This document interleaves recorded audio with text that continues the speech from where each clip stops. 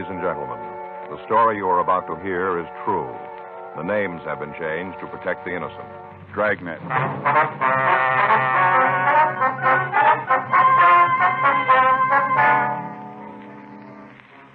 You're a detective sergeant. You're assigned to robbery detail. You get a call that a hold-up man has hit one of the larger auction houses in your city. You have a good description of him. Your job, find him.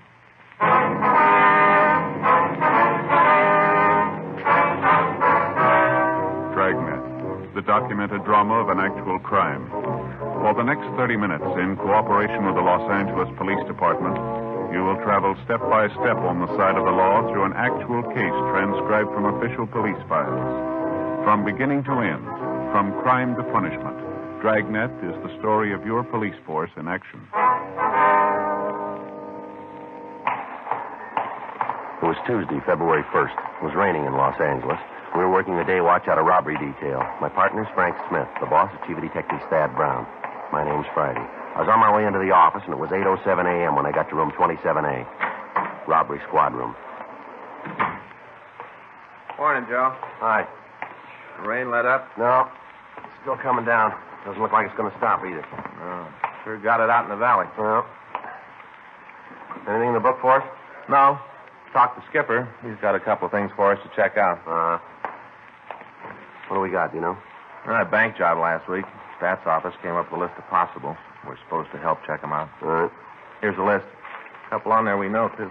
Mm-hmm. When did Rocky get out? A couple of months ago.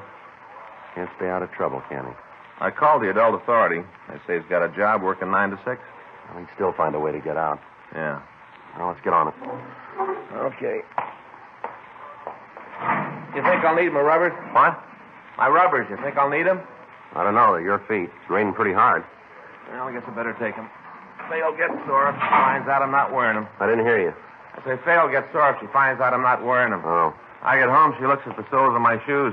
If they're wet, she knows I left the overshoes in the locker. She gets real hacked, Joe. Yeah. You gonna put them on now? Yeah, I have to walk outside. Oh, yeah. Oh, it's sure hard to get on. Are you about finished there? Yeah. I want to see Danny before he leaves. What is it, something special?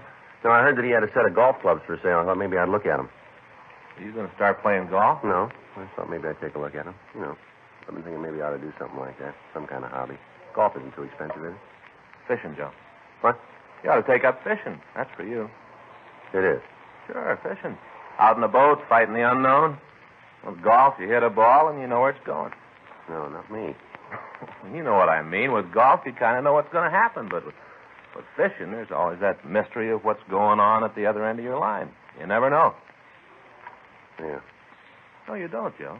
You never know what's going to take. The bait might be a big school of white sea bass or yellowtail down there. Might even be a school of albacore. No, fishing's for you, Joe. You think so, do you? Well, it's a little early yet, but you just hang on, old buddy, and tell you what, I'll take you out with me this year. Show you how it's done. Mm-hmm. No, I don't think so. I heard about your fishing. What do you mean? Oh, Gene Patrick was telling me about how you robbed the bait tank, strung up the horse sardines, and took them home. He's jealous, Joe. He is. Yeah, he wanted it. Hot shot, I'll get it.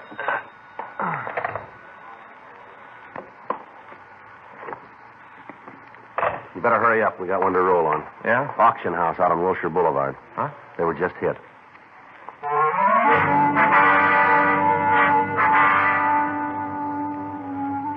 "8:37 a.m. We arrived at the Charles Kane Auction Gallery. It was a large Spanish-type building located on the corner of Wilshire Boulevard and Gregory Drive. A radio card answered the call, and the officers from the unit were taking reports.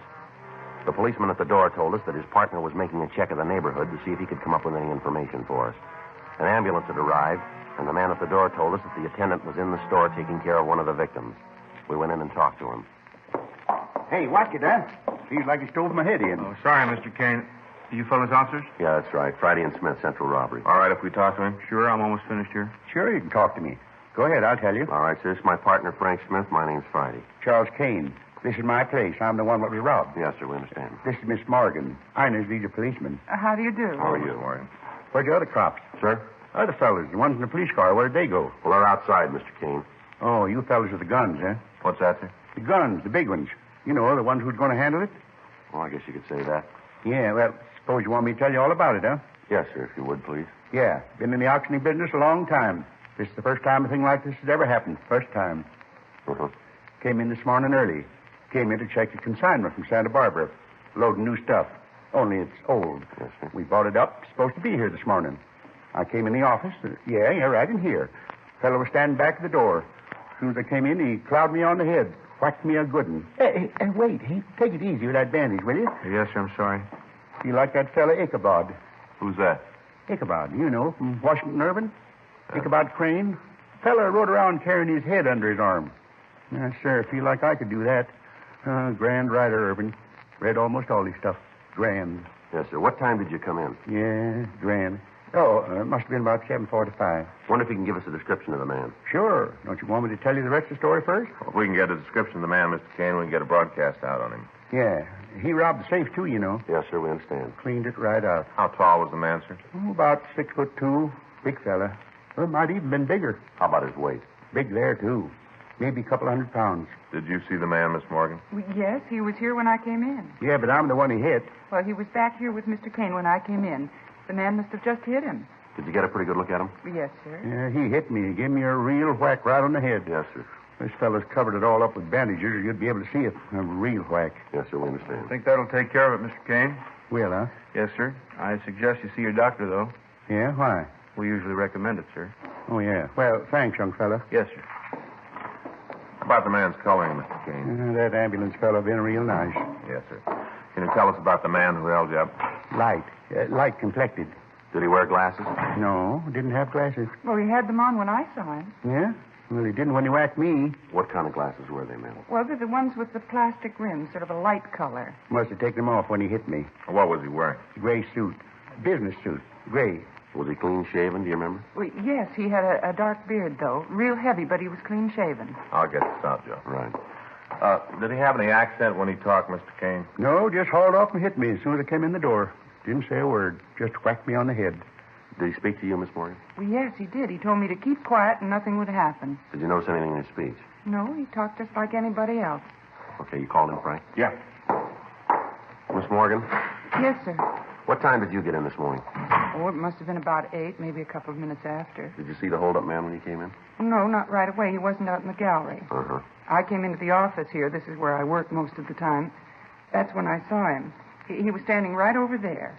Mr. Kane was on the floor, and the robber was standing next to him. I guess he just hit Mr. Kane. Uh-huh. What did he say to you? Oh, I told you. He said for me to keep quiet and nothing would happen to me. Did he say anything else? No, he didn't. Didn't say much to me either. Just whacked me. Would you know the man if you saw him again, Miss Morgan? Yes, I would. So did I. All right, sir. We'd like both of you to come downtown and look at some pictures, if you would. Oh, got him, eh? Fast work. Oh, no, sir. No, we haven't got him in custody yet, but we may have a picture of him downtown. Yeah? How'd that be? Well, if he's done this kind of thing before and he's been arrested, we'd have a record on him. Oh, yeah. Mr. Kane, Yeah? what kind of a burglar alarm system do you have here in the store? Oh, it's right there on the window. Mm-hmm. Hey, you see those little strips of foil? Electricity runs through them. They get broke and it rings the bell out in front of the store. You're not on a system, though, are you? Huh? Oh, no. Always figured that if the bell went off, the cops would be here soon enough. I see. He must have found out some way to turn the thing off, though. Didn't ring at all. I'd heard it if it had. I'd heard it sure. Do either of you people smoke? Yeah, both of us. Got out the broadcast, Joe. Good. Call the crime lab. They're on the way. All right, fine. I took another look at the front door. Whoever broke in sure knew his job real clean. You got anything? Well, we don't know yet. Either of you two people smoked this morning here in the office? Not me. Sure could use a cigarette, though. Calm me down. Here you are, Mr. Kane. How about you, miss? Thank you. Why all these questions about smoking? I want to know if you're going to catch that man. There was over $1,200 in that safe, and I had a couple of hundred on me. He took all that. What you asking all these silly questions for? Well, there's some cigarettes here on the floor. Looks like the hold-up man must have waited for you two to get here. Yeah, probably did. Broke into the safe and then waited for me to come in. Dirty sneak. What do you got, Joe? Some paper matches here. Might be something. Yeah? You take a look at them. Yeah. Huh, there. Some printing on that one. You read what it says? 23 miles to Wilming. The rest of it's burned off. Probably Wilmington. Uh-huh. Oh, you got something? A clue? Well, we don't know yet, sir. Here's another one, Joe. Can you read it? Yeah, this one's almost full. Only the tip's been burned. What's it say? Well, it says 14 miles to Santa Monica. What was that? 14 miles to Santa Monica. Look like matches from a motel, maybe a hotel, something like that. Might be a restaurant. Yeah, you guys won't have any trouble at all. Getting the fella, I mean. Sir? Yeah, simple. Just find a place that's 23 miles from Wilmington, 14 miles from Santa Monica. Don't you get it? Find that place, and your man will be waiting for you. You get it? Yes, sir. Yeah, simple. Find that place, and your man will be there.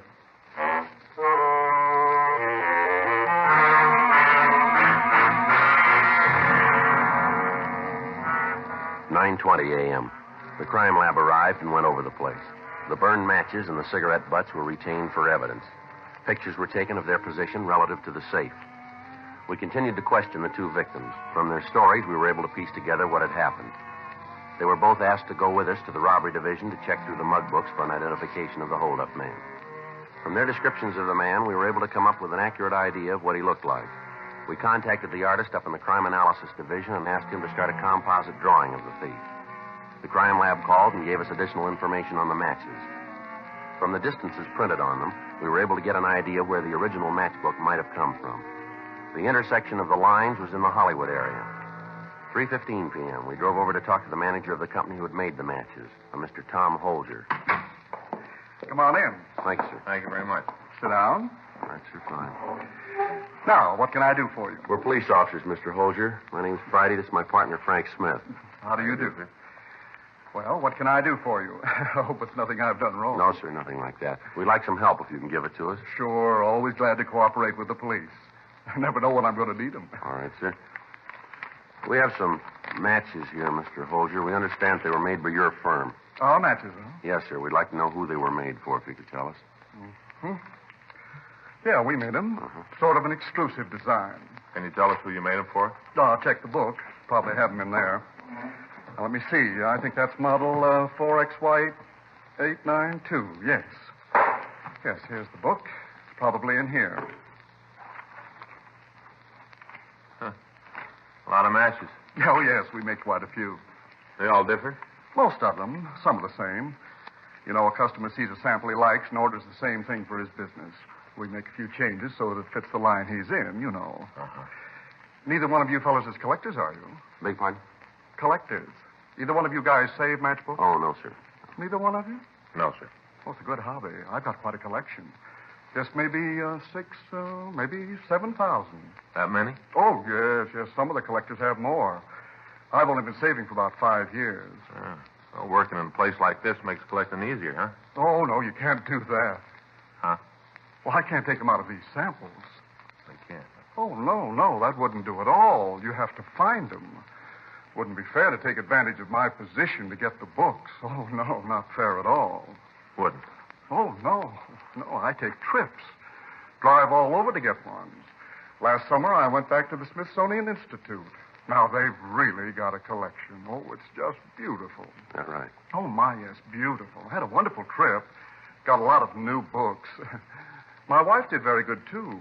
Came back with 2 shopping bags full of sugar. How's that? Sugar. She saved sugar cubes. You know, with the wrappings to tell where the cubes came from? Oh, yeah. Yes, sir, I've seen them. I know what you She mean. saves them. 2 shopping bags full. Wonderful trip. About the matches, sir, I wonder if you could tell us. Oh, yes. Well, here you are. I think this is it. Now, let me see the ones you have. Here you are, sir. Mm-hmm. Now, let me see. Uh-huh. Same one. Yes, that's it. You know, we have guys coming in here all the time to see if they can't get some books for their collection. I won't go for it, though. The dodges they use. Some of the stories would really make you laugh if you didn't know what they were trying to do. Yes, sir. How about these matchbooks here? What? Oh, well, I try to tell them. I go out and get the matches fair. Don't come around here and try to do things the easy way. Go out and get them fair. That's what I tell them. Yes, Can you tell us where these matches came from, Oh, please? all over the world. They come from all over. No, sir. The matches we brought in. Hmm? These. Oh, yes. Oh, my, no. These came from Hollywood. I meant the others, the ones for collecting. Yes, sir. Can you tell us where in Hollywood? Well, let me see. Here, there's, 1, 2, 3, 4, 5, 6. Oh, 6 places that use these matches. Have a different cover on them, of course. Well, any way you can tell us where these particular matches came from? Well, not when they're burned. If I could see the color of the head, I might be able to tell. A big part? Well, we put a different color head on the matches. Oh, I see. Different place, different color. Mm-hmm. Any way you could tell from these, though? Well, could be done. Take some time. Uh-huh. Analyze the burned portion. Tell what the chemical content is in the head. Tell that way. Take some time, though. About how long? Well, a couple of hours, maybe a little longer. Well, how much would knowing the color help? Well, you can see here in the book. There are 2 with red heads, 2 with green, and 2 with white. Be able to narrow it down to 2 for you. Well, that's not necessary, Mr. Holger. Be glad to do it. Well, we'll drop the matches by our crime lab. They can run the test, and then we'll call you back. All right, that'll be fine. Wonder if you could give us the address of the places that use the matchbooks. Oh, sure. I got them right here. I'll make a copy for you. Sure, appreciate it. Oh, no trouble at all. Say, I was just thinking. What's that, sir? You fellas wouldn't like to start a collection, would you? I could let you have a few books to get you started. Well, sir. Wouldn't be cheating. Just a few. No, sir. Thanks just the same. Well, take some of these along anyway. Loads of fun. Huh? Sugar cubes, all the way from Des Moines.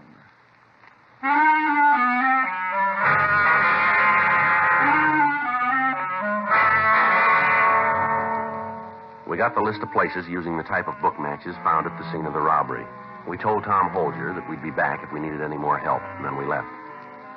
5:30 p.m. We called the office and talked to Sergeants Murphy and Rafferty. We gave them the addresses of the 3 motels and asked them to check them out. 6:46 p.m. We started to check out the 3 motels on our list. The rain continued to fall. The Weather Bureau's report indicated that it would keep up for another 12 hours. At the first 2 places, we got no new information on the holdup man. 7:29 p.m. We checked at the last place on our list. Yeah? Police officers would like to talk to you, sir. Oh, sure. Come on in. Thank you. Boy, it's sure coming down, isn't it? Yes, sir. Now, what's all this about? Something wrong? No, we just like your help. Nothing I can do. Say, you guys like a cup of hot coffee? Take the chill out of your bones. No, sir, no thanks. Got it all ready. Won't be no trouble. No, sir. Thanks just the same. Well, how about your partner? No, thanks. All right. Now, what can I do for I'd you? like for you to take a look at a picture here and tell us if you've seen the man. Sure. Frank, you got the sketch there? Oh, yeah. Got it right here. A little wet. Uh-huh. Get some water you got in the pocket. Yeah. What do you want this guy for? Something special? We'd like to talk to him. Yeah, sure. I didn't mean to pry. Just wondering if it was a big job or maybe a bad check, something like that. Uh-huh. There you are. Seen him before?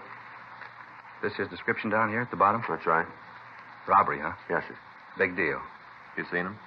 I'm not sure. Description fit a lot of people. Uh-huh. Does it fit anyone registered here? Yeah, at least 4 guys. 7:36 p.m. We continued to talk to the manager of the motel. He went through the registration cards of the 4 men who answered the description of the holdup man that we were after. We were able to eliminate 2 of them. In the manager's company, we left to check out the other 2 occupants. Cabin number 26 was registered to a John Keller. He had given his address as 1624 Shannon Street, San Francisco. There's nobody here. You want me to open the door? Better let us do it, huh? Figure he might give you some trouble? We don't know, sir. I hope not. I run a quiet place here. I like to keep it that way. All right, would you just stand over there, sir? Sure.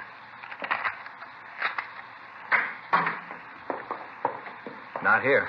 When'd you see him last? Well, I didn't see him at all today. Last time was yesterday evening. He came by to see if there's any phone messages for him.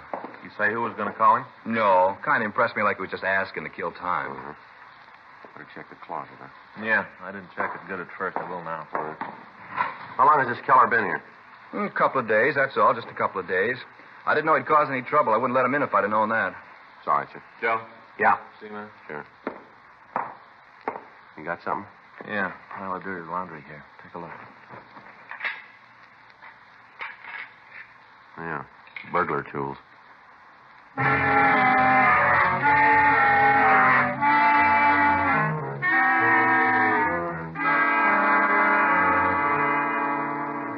The burglar tools were not disturbed until they could be checked for fingerprints. We asked the manager of the motel to go back to the office and act as if nothing had happened when the suspect came in. He told us the motel had a switchboard telephone, and we asked him to ring us in the event the office called. I called the city hall and told them where we were. I also asked that another team of men be sent out to help us with a stakeout. Then Frank and I settled down to wait for John Keller. The rain kept up. We waited. 8:30. No sign of the suspect. The office called to say that they were sending Stewart and Creasy out to relieve us at midnight.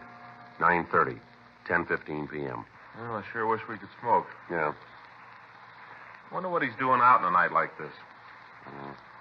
Sure coming down, isn't it? Yeah. Hope Fay and the kids are all right. Is there anything wrong? No, but once in a while when it rains real heavy like this, the storm drain across the street gets clogged. Water backs up, fills the street, you know. Yeah. Well, we only got another half hour to go here. Yeah. I'll be glad to get some dry socks on. Hold it. Huh? Somebody coming out there. Yeah.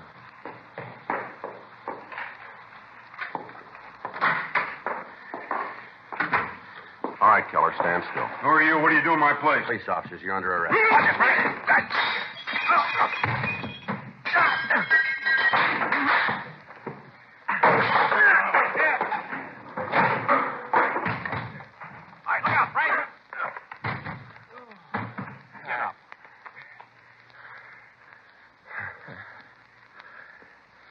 Come on.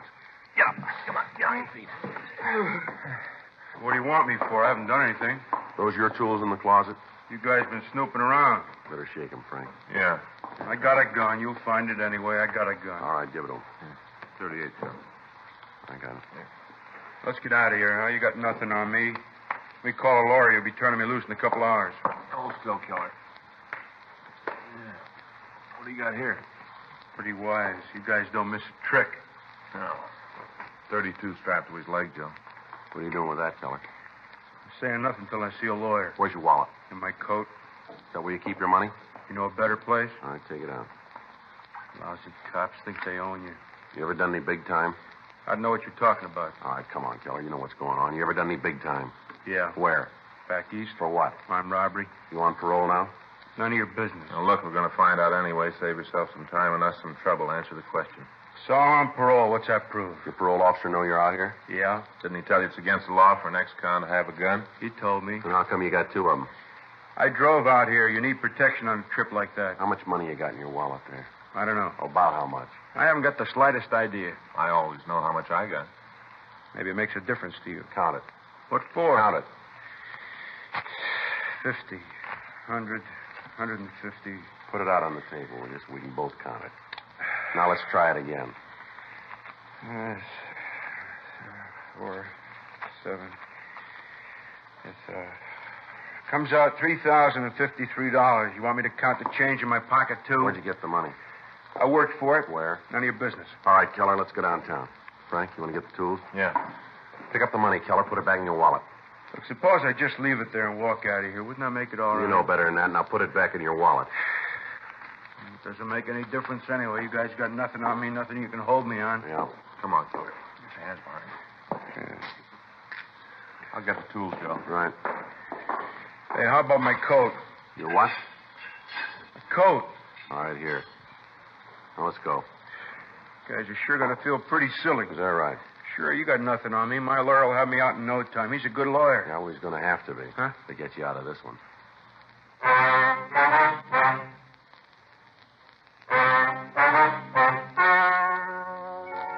The story you have just heard is true. The names were changed to protect the innocent. On June 14th, trial was held in Department 97, Superior Court of the State of California, in and for the County of Los Angeles.